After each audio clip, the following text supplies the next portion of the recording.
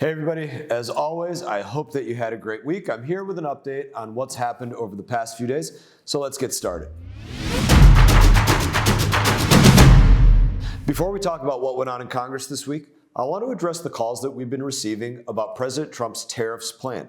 And I want to be clear, over the past 4 years, America has been taken advantage of by our trading partners around the globe. Now, we have President Trump, who isn't scared to make hard calls and stand up for the United States of America. But the scare tactics from the far left and the liberal media, they're out of control. We are the largest customer and consumer on the earth. Other nations depend on the United States of America. As President Trump says, we have all of the cards, but we had a system that wasn't working for the majority of the American people. And it's time that that changes. And the change usually comes with some initial shock. That's what a fight is all about. When you are in a fight, you punch and you get punched back and you wrestle on the ground. This is not the time to panic. This is the time to focus on our goal and watch nations run to the negotiating table, which is what they are doing. We are in the right place. We've already seen at least 70 countries come to the table and say, we want to make a deal, and this is changing and evolving to a greater number every day.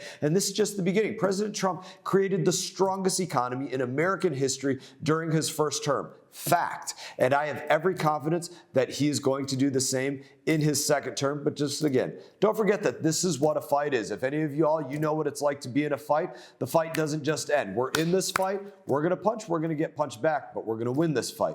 Now, I want to talk about what's been on the floor this week. On the floor this week, we passed numerous bills focused on improving services for veterans, from helping with educational plans, modified vehicles for disabilities, financial safety nets, and submitting claims to the Department of Veterans Affairs. Now, ensuring veterans receive the necessary benefits and resources remains a priority for my office. On that note, I want to remind all veterans in the 21st District, the 21st Congressional District, that our congressional office is now open in the newly renamed Thomas H. Corey VA Medical Center, just as we renamed the VA Medical Center after our good friend that did so much work on behalf of the veteran community for so many years. It was paralyzed as a result of his service in Vietnam. We also now thank you to Secretary Doug Collins, Secretary of the VA, longtime friend of mine. We now have our office back in the Department of Veterans Affairs as well to go out there and better serve our veterans. Our staff will be there every Tuesday and Thursday from 9 a.m. to 3 p.m. And if you are a veteran in the district in need of assistance, please reach out or just come find us inside of the VA. We're there to help you, and I couldn't be happier about being back inside of the VA. Also on the House floor this week, a major item. We considered what was the budget resolution.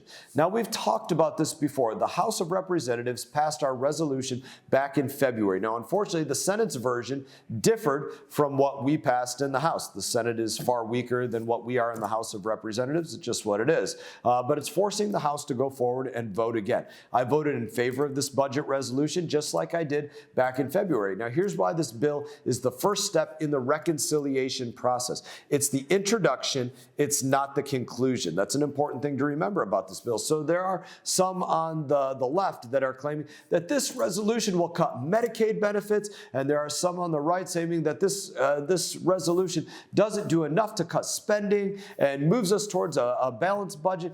Quite frankly, everybody talking about it's wrong. This bill does nothing except instruct the committees that deal with this in the House and the Senate to move on to the next step in the process and begin drafting the actual legislation. It's an instruction.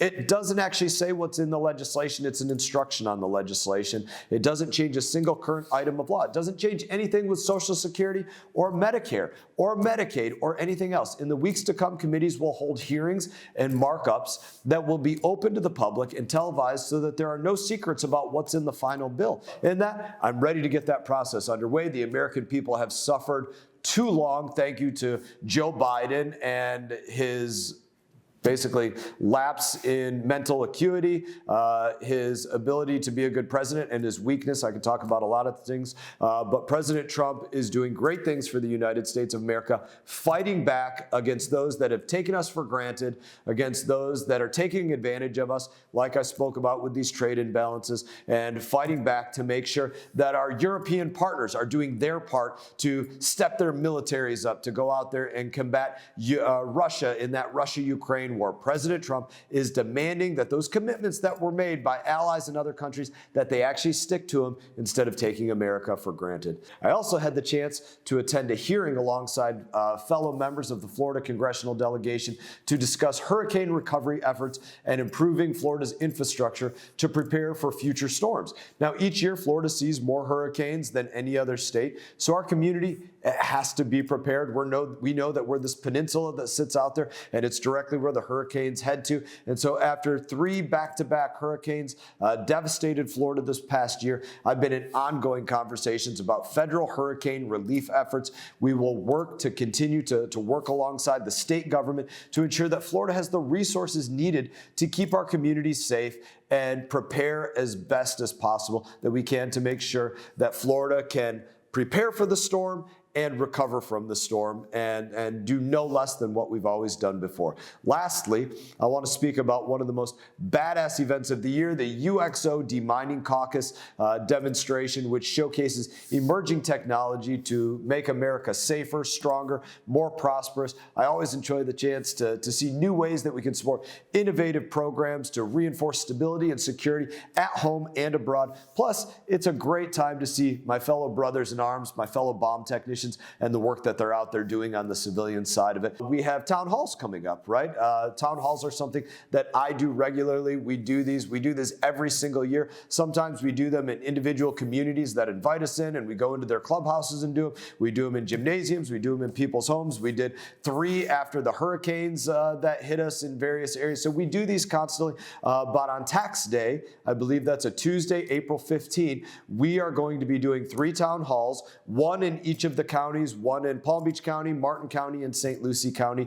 We will have availability for you to pre-sign up to be vetted. What do I mean when I say vetted? We want to make sure that the individuals that attend these town halls are constituents of the 21st Congressional District. So you can pre-sign up to say, okay, hey, here's my ID.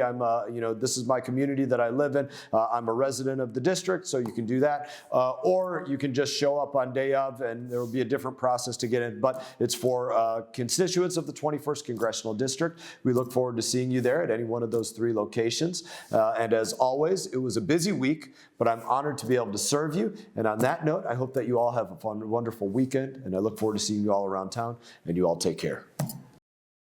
Hey everyone, thank you for watching this video. If you enjoyed the video, please click like and subscribe. I will be back on YouTube with more exclusive content, so stay tuned.